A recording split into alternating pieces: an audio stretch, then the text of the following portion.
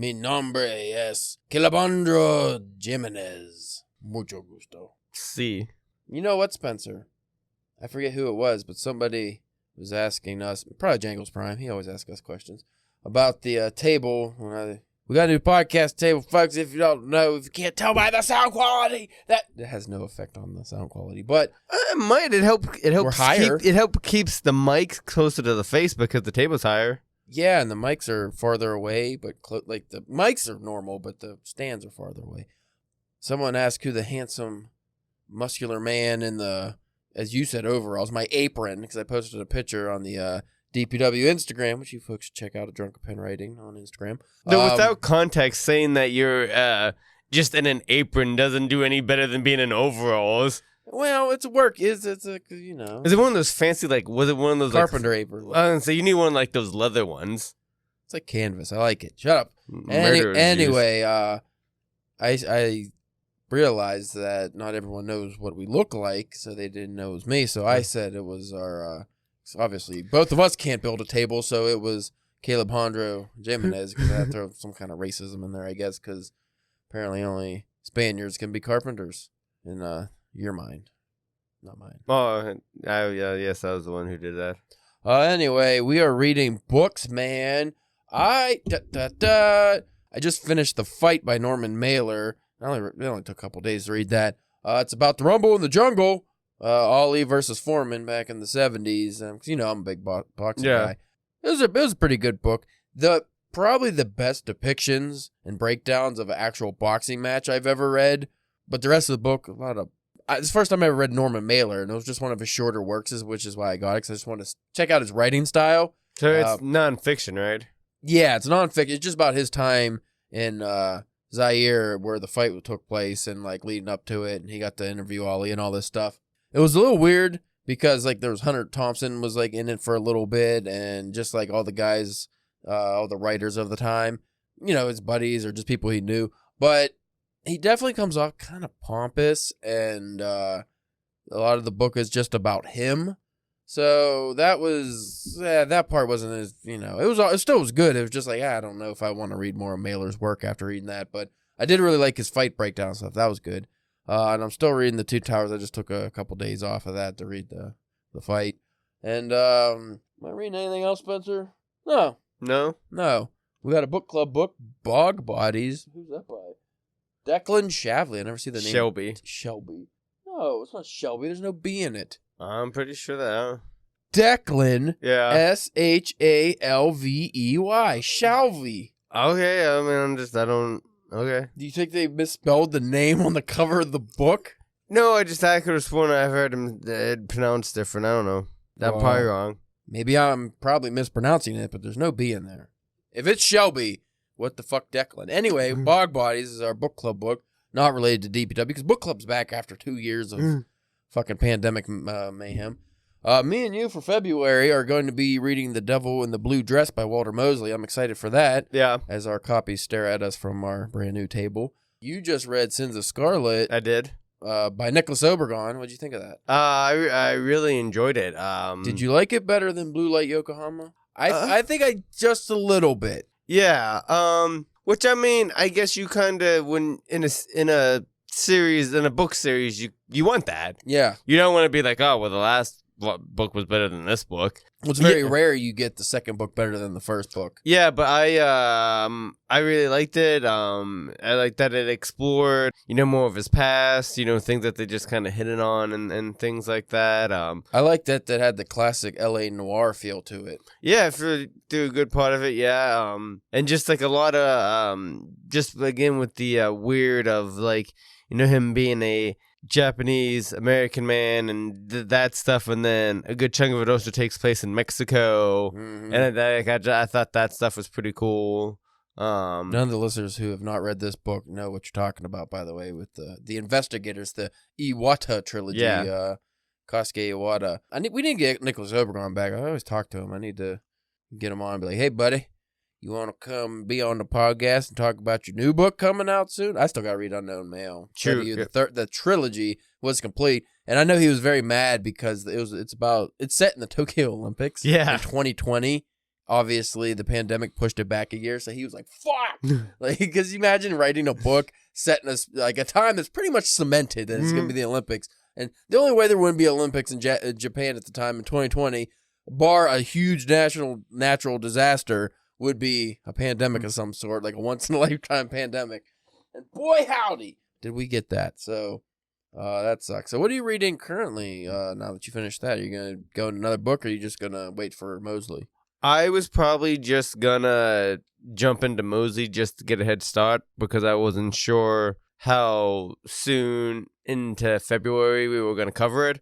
So I was, because well, we could always record the episode whenever and just release it. Yeah, but I just figured, especially with now seeing how small of a, because it was just under like 200 pages or just over 200 pages, something like that. Yeah, it's not very big. So I was probably just going to dive into that one next.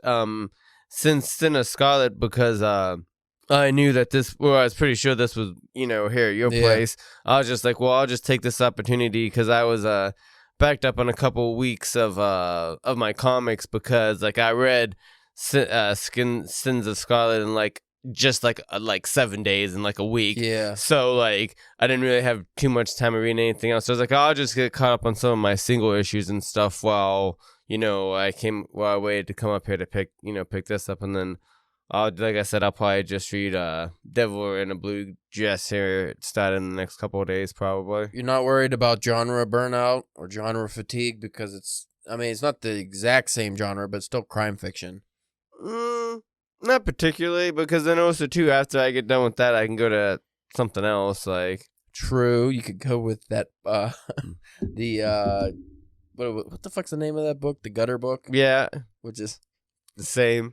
Same deal. Oh, this weekend I did go up to the Barnes and Noble, and I picked up the first two books in the a couple issues ago, a few episodes ago, when we were talking about different comic book writers who was also novelists. Yeah. One of the guys, Benjamin Percy, he just started there's like a trilogy of sci-fi fiction, I think it's like the comic cycle, or like a comet that flies in the sky.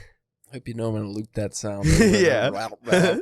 The comet that flies. Yeah, we talked about that on here before. That trilogy. So I bought up the Ninth Metal, which is the first book, and the Unforgiving Garden, which is the second one, because that one just came out like a couple days earlier in the month. So I was up there and I was like, well, I'll see if they have them, and they had it. So I was like, I'll just pick up the two of these, and because the third one doesn't come out until like the middle of last year. So I was like, this gives me plenty of time to read these for these two. I wanted to obviously finish the Lord of the Rings stuff, and then I don't know how fast I'm going to have to read that because I got to read that Mosley book. Yeah. And then I just ordered 3. Well, I just got in the mail today. 3. What?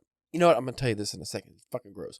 So I got 3 books. I got them off of Amazon by Natsume Soseki. He's one of my favorite Japanese authors. He's like the most famous original like Japanese novelist from the late 1800s, early 20th century there. He had 3 books. I read most of his books years ago, but I didn't read The Miner, The Gate, and I think the other one's called As Then or Then As or something. And then. So I got those. I don't know when I'm going to read those, but I picked them up. One of them had a brand new books along the page lines on the front, like, on the side. Yeah. Like a brown stuff, and I thought it was chocolate. I'm like, oh, what the fuck? None of the other books had anything on it. And then I started kind of like rubbing it off, but it's stained. And I'm like, what the fuck? I should have Mindy. And she informed me because she's not as dumb as I am. That's blood. That's blood, bro. So there's blood on my book. As you trying to lick it off. Fucking blood on a brand new book. What the fuck? So you're going to order another one? No, I'm just going to read the bloody book, I guess. You don't know whose blood it is, though. Fucking, this isn't the time to be reading other people's bloody books. Look, somebody got a paper cut. They fucking bled all over the book at the Amazon facility. Well, what do? I can't just send it back. Like, just blood on my book, and they'll just like wait for another. I don't know. I don't care. It's not that big of a deal. I'll show you later. It's gross. Yes, please show me your blood book. Wave it in my face. Yeah. So, and I think it was the minor too that was bloody, which is has introduction by Haruki Murakami. Mm. And I'm like, man, that's the one I was gonna read first. But now I'm gonna wait for like the AIDS to kind of die. Yeah. 'Cause I don't know how long that stays in dried blood. I'm like a '80s Republican. I don't know much about how AIDS works. So we're gonna go ahead and segue into our episode, which is also about reading. What a rocker!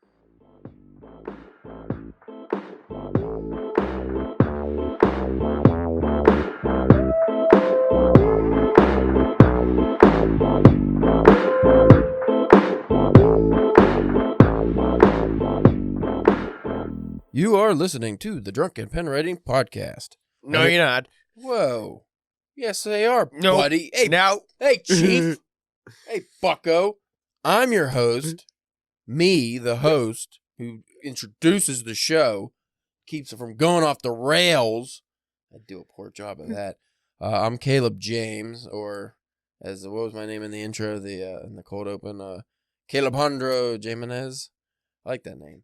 And you are, who the fuck are you? Spencer, the Thai Titty Teaser Church. You're teasing titties in Thailand.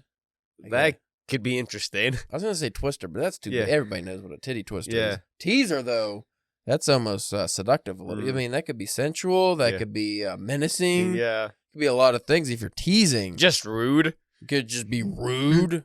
Yeah, because what if that titty doesn't want to be teased, or what if that titty wants more from the teasing? Yeah. You know, wants you to full on do stuff to it. I think you need to find a way to work your new name into into a short story or something. Caleb Hondro Jimenez. The stare of a man with nothing to lose. You know what? I can go on that. What Caleb Hondro? I was gonna say, make it a period piece. Mm-hmm. So like you can just be like a wandering man. The wandering man doing work, a vagabond. Yeah. Doing work for money. Yeah, just like he'll go from farm to farm doing work to just stay under the roof. Do we got a time period? Because now I'm kind of getting John Steinbeck feel here. I mean, yeah, you could maybe do that. As like a little tribute, homage to early 20s. Caleb Hondro got the glassy-eyed stare of a man with nothing to lose. Riding the rails across the Midwest. Came from Catalina Islands. He's got a deep tan. He got lines on his face that don't just show his age. You know what they do, Spencer? They show a story. They tell of a man who's been and seen some things, been through some things. Maybe Hondro can able to grow a beard now, maybe. Caleb Hondro, his biggest regret in life is that he was able to grow a beard, and it was the most glorious beard in all of Montana, where he stayed for a brief time. But a wildfire singed it off, and it only grows on his chin and mustache. For shame. This is really stupid. I don't know what fucking... today's episode is actually about reading efficiency. Do you know how to read efficiently? Probably not, no. Well, our buddy Dennis Doyle over at... Good old Dennis. Over at englishglendale.cc.ca.us, he says, for most people, it's easy to learn to read faster. I agree. Your reading rate is often just a matter of habit. But to begin, you may need to try to change some habits and try these tips. He goes on and on about paying attention. Can you pay attention? You pay attention? What? Huh? Huh? What? Pay attention? Pay attention when you read, Spencer, and read as if it really matters. So if you're reading something, it's got to matter. If it doesn't matter, then why are you reading it? Huh? Huh? Fucking fuck boy? Huh? Huh? Little fucking titty teaser fuck boy? Huh? You gonna go there and titty tease and fuck boy? Who created the term fuckboy? I like that. I don't know why, but it is like perfect for some people. You seem to look at that fuckboy over there. They don't even spell boy right. That's what they spell with the I. That's what I like most about it. Yeah, so most people, they kind of read in the same way, and they read the same way they watch television, Spencer. They're inattentive, passive. They read, but it takes effort. And if you don't read without taking the effort to read hard, I don't fucking know what I'm talking about. So don't be passive, Spencer. Don't just, you watch TV and it's just kind of happening and you zone out. So if you read like that, you're not going to get much from the work. Do you find yourself doing that? You're a attention deficit kind of fella. I see you reading something and then just going looking at the birds. There's a squirrel. He's pretty. It depends on what it is that I'm reading and how much I'm enjoying it. I've caught myself doing this where like there would be like some comics that I'm reading while I'm watching some show that I'm not 100% committed to either one. So I'm in this weird like back and forth of both, but not really paying attention to neither. Like, you know, like I'm reading a little bit, then watching, but like not really. While you're also writing on the side. Yeah. So if it's like like there's certain issues where like I know, like normally like the whenever new Nightwing issue or Ninja Turtles or something comes out, I'm always making sure that like that's a shitter book. You know what I mean? Like that's when you're taking a dump and you got nothing else to like to occupy, like, you know what I mean, you got the one thing to focus on. Well, the two things to focus on: you're reading and handling your business. Yeah, the business. So and same with like some book. I find it a little bit harder to do that with novels because like I find out whenever I'm starting to do that, I will lose place and where I'm actually at on the page. Well, here's some things that should help you, Spencer. Like your favorite novel, Blood Meridian, where you're just constantly rereading the same page. Well, if we followed these tips, we might have did a better job of reading Blood Meridian. One of the things you want to do is you got to take 30 to 60 seconds, Spencer. You got to look over the title of the chapter. Look at all the headings, subheadings, and marked italic or dark print. Look at any pictures or illustrations, charts or graphs. Quickly skim over the passage, reading the first and last paragraph and glancing at the first sentence of every other paragraph. Close the book and ask yourself, what is the main idea? What kind of writing is it? What is the author's purpose? So you're doing this very quickly, I guess? You might not think that you could possibly answer these questions with so little exposure to the material. Remember, only 30 to 60 seconds here. Well, if you do the preview correctly, you should have some very good general ideas. If you have a general idea of what the passage is about before you really read it, you'll be able to understand and remember the passage better. So this is essentially just checking, you know, like flipping through, a little scanning, just kind of getting a feel. So if you did this with Blood Meridian, yeah. Very early on, you'd tell, like, oh, why bother? I mean, this is just a block of text for 57,000 chapters. Here's an example. I don't like this article already. If the heading of a section in the text is the causes of the Civil War, take that title and switch it into a question like, what are the causes of the Civil War? Well, Zany. Now you have a goal, something to look for. I guess that is helpful. I don't read books like that at all. I don't go into being like, oh, the Princess Bride. What made that bride become a princess? Let's find out. Well, that makes it sound like how with your fight book, like a nonfiction. Yeah, that'd be more nonfiction. I don't see that really working for fiction stories, though. To be fair, I didn't check to see if this was just about fiction. It just said reading. Nonfiction, obviously, that would work a lot better. So if you're reading a nonfiction book, you can garner a lot from the title and the different paragraphs.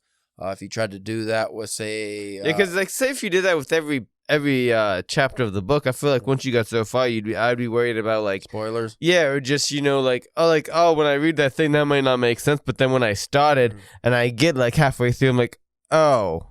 okay, now I remember that thing that I skimmed through. Well, if you did that with something like As I Lay Dying by Faulkner or Ulysses by Joyce, like, you're not going to... True. It's going to be too complicated. You're not going to get anything from that. Now, this next tip actually is a lot more helpful. I find myself doing this a lot of times, and it slows me down. Usually when I'm tired, I'm not actually doing it out loud, but just to myself, but stop talking to yourself when you read. People talk to themselves in two ways. By vocalizing, which is the actual moving of your lips as you read, and subvocalizing, which is talking to yourself in your head as you silently read. I do both of these. Mm-hmm. Usually more subvocalizing, but I definitely go word by word. And I can do like speed reading because it helps if you line it up, which that might be a tip here. And you just kind of look at the words and you go past really fast and you don't let your brain just speak out loud. But at the same time, I never feel like I am absorbing the information as well as I would if I just read it out. So, but these do both slow you down to the point in which you find that you can't read any faster than you can speak. Speech is relatively slow, and for most, the average speed is about 250 words per minute. I did not know that, but I guess that makes sense. Unless it's the Gilmore Girls. Those girls speak quick. Yeah. Snap it. So reading should be an activity which involves only the eyes and the brain. So get that vocal cord shit out of there, Spencer. I wish we did an episode. We would need a person who does it that doesn't have an inner monologue. So if they read something, they don't see, like they see the words or they could visualize, but there's no thought because they don't have thoughts that narration. That would be weird. Like, how do you read a book then? How does that work? Because the words aren't, like when I read a book, like the words are just going through my head. Yeah. That's not a thing. They don't have that.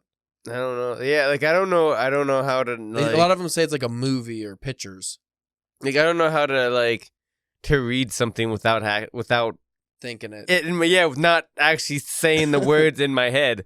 Like I don't the only time I ever do like the mouth thing is like whenever like I'm trying to figure out like a word or something when I'm like I'm not sure. I'm like, is that like that's the only time I do like the mouth stuff. But like even like when I'm reading comic books, I'm saying the words in my head. I don't know any other way how to read. I don't know. You don't do that, Spencer.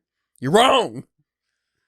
The next one is read in thought groups. This one's a little interesting. Studies have shown that when we read, our eyes must make small stops along the line. Poor readers make many, many, many, many, many more fixations, eye stops, than good readers. Not only does this slow you down, but it inhibits comprehension because meaning is easier to pull from groups of words rather than from individual words or even single letters. Try to read in phases of 3 to 4 words, especially in complete clauses and prepositional phrases. Your mind may internalize them as if the whole phrase is like one big meaning-rich word. So is it pretty much saying you should read it like 4 or 5 words at a time? Or skip like 3 or 4 words? And No, you're supposed to read like... So if I'm reading this... All right, here's the fucking Hemingway book right here. They ran in the leaping, plunging gait. So instead of just they ran in the leaping, plunging gait, I would be... They ran in the leaping, plunging gait. That I don't know. Yeah, that doesn't... I mean, I get what he's trying to say. You don't want to slow down, like, read word for word. Do you find yourself reading word for word? Or you just kind of go along with the flow, right? I mean, I guess some people... Which, if you're reading something like Blood Meridian or something that's very complicated, you might stop and reread. Yeah. That's what's fucking you up is the rereading, or you just kind of, like you were saying earlier, zoning out a little bit, not completely focused, and you have to keep rereading the same thing. Yeah, obviously that's going to slow you down. But if you actually focus on the work and you're really reading it, I don't see how you're going to be, like, slowed down too much if you're just going along. Yeah, and too, like, also, like, that they don't...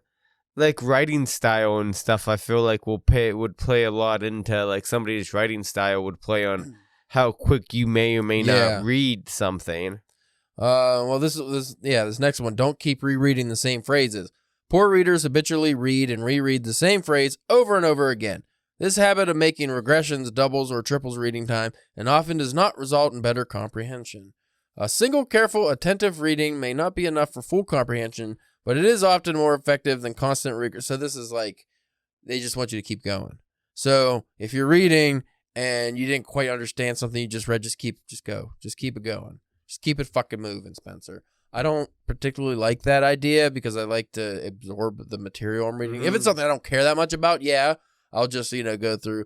Because there's some things you read, like sometimes maybe a phrase just is a little weird. Or like you were saying, some authors, their style might not mesh with you quite well. Or even if you're reading like foreign authors where... the translation. Yeah, or things like that, you might... Or there might even just be a typo that nobody noticed that you just keep on getting stuck on. Or like just old style grammar rules were a little different. Like, the long flowery things. So I'm sure when we both read Dracula, we probably reread things multiple times because we're like, wait, what? But... You're not supposed to do that. You're supposed to just keep going and just, if that was important, oh, well, fuck it. Yeah. I don't like that. But I mean, I get the point. You can't just keep rereading it slow. I feel like I'm not that slow of a reader. I'm not a fast reader by any means compared to speed readers and, people who just fly through books. But I can read, I would say, moderately to even challenging book that's 300 to 500 pages in a week if I really just took the time. I mean, honestly, like this Mosley book, if I wanted to, I could just read it on Saturday or something. Just read the whole thing. Mm-hmm. Like, it wouldn't be that hard. It might take me 6 hours or something because, again, I like to kind of absorb it. I've read books that were 300-400 pages that they weren't that great. So I just kind of fucking read them in like an hour and a half. I'm just flew through it. It's like this guy was saying about the, not stopping and rereading. Well, yeah, you'll fly through a book if you don't stop and reread. you just might not absorb the materials much. And this is the last tip. Good for us. Yeah, we could be done with this fucking shit. Number 5, vary your reading rate, Spencer. I do this when I'm reading Jerusalem. I vary my reading rate, Spencer. When I'm going, oh, Jesus, this is the same paragraph. It's been going on for 38 pages. I'm going to just go and just look at it. Don't even read, just look at it. And just pretend I'm like a wizard who can just absorb it by looking at the text. So you should vary your reading rate to suit the difficulty and type of writing of the text. Poor readers always read at the same slow rate. An efficient reader speeds up for easier material and slows down for the hard. So that's fucking pretty common sense. I think these are all mostly subconscious things that we do. Do you find that you change your reading speed depending on the hardness and difficulty of a work? Yeah. Also on like I've stated before, like I feel like I'll probably read like a Stephen King work faster than I may read a different author. Yeah. Just because I'm familiar with like a lot of his writing style and how, you know what I mean, or just plain more excited or wanting to read it. Other than maybe if you're like, you give me like something else, like, hey, you got to read this for the podcast because we're reading it, to where like, even if I'm enjoying it, it might take me a little bit longer to get through it because I'm not all like gung ho to read it. Excitement level does play a big factor in something. It goes to the old reading for fun and reading for homework or anytime you're reading for what is essentially work, it's not going to be something you're going to fly through. You have to be determined, especially if you're reading something you didn't even want to read. Yeah. But I'm trying to think of there's some books where I was excited to go into them, but then when I actually got into the material, I was like, oh, this is not what I'm actually in the mood for, but I'm already invested, and then it becomes kind of a slog. A couple of those Yukio Mishima books were like that, where maybe a quarter of the way through the book, I was like, I'm actually kind of in the mood for like a crime noir. Mm-hmm. Well, I'm stuck in reading about Buddhist philosophy for another couple hundred pages, so it drags. But now, like more and more, I've been changing it where I'll just start reading something else. Not put it on the back burner necessarily, just like I'll read a chapter of the Mishima book and then read a couple chapters of something that's completely different that I'm in the mood for. And then eventually I'll get, through that process, I'll keep reading the one book that I'm not too invested in, and then I'll maybe get excited for it again, and then I'll finish it faster. But it just depends. Like the Lord of the Rings, Hobbit, I flew through that. The what's the first one? The Long Walk in the Woods. Fellowship? The Fellowship of the Ring. How the fuck, man? How the fuck? Like, I'm tired, Spencer. The Fellowship, I went through that very fast. The Two Towers here, I kind of got fantasy burnout already. So I was really enjoying what I was reading. It was just one of those things where it's like, I kind of want to read some other stuff. So I read like some crime fiction and different things, because I read that Gutter book. And this Mosley book will probably be a nice reprieve. The nonfiction was actually a nice reprieve, going into something that, I'm like, I already know the outcome of this, because I watched the fight before a couple times, so I knew what was going to happen. It's just interesting hearing people, that's more of like a fact than trying to find out things that you might not already have known about cool shit about it. So that's always nice. And I think we could probably both do better to read some more nonfiction. I got a good system going. Every night I read at least 1 or 2 articles in this Hemingway's Byline collection. So I'm always getting some nonfiction in. That's not just fucking internet shit, And then I'm going to do that till I finish the book. So even if that took a year, just because I'm only reading, because most of them are only 2 or 3 pages. Yeah. So even if it takes a year to finish that book, that's a pretty big book. That'd be cool, because then I can say, I read the byline, and I didn't get burnt out, because you can't. How are you going to read that many fucking articles in a row? Like a whole book of articles and essays, and that could be a little of tedious. Things set back in the early 1900s. Yeah, so all that nonfiction stuff is a little rough. So, but if you break it down to chunks, now the fight by Norman Mailer was different, because that was set up as almost like a Fear and Loathing. Yeah. Like that was like a narrative. He actually told a story while telling you the real facts of what happened. So that was cool. I like that kind of stuff. Those are easier to read, like historical fiction, and even if it's historical nonfiction that's done in a way where it's creative.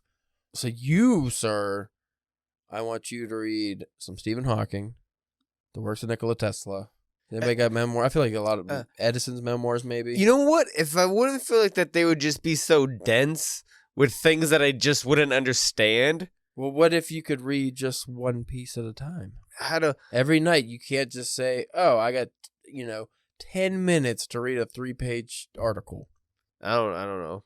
Why not, Spencer? Same reason why I ask you, why can't you read one poem a night? You don't got a 1 minute to read one poem. Yeah. Poems, I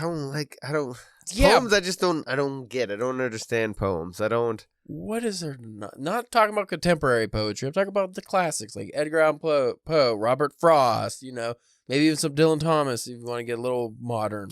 See, and that's what poems always confuse me too, because it's like a poems because it's like poems where like you get these big like Poe, like, longer stories, or like couple paragraphs, like stanzas. I don't know what's the like. I don't understand. What's genres. the problem? Why do you need a long-winded? Like, you don't have to have The Raven. You can read fucking Ulalume. You can read Annabelle Lee. You can have these shorter, smaller poems. But isn't those? I just the problem is you're looking at poetry like it's a fucking story. It doesn't always have to be a story, Spencer. But then I don't want to read it if it's not a story, though. But it's feeling. I don't give a shit. What? Ooh. You're making me mad, Spencer.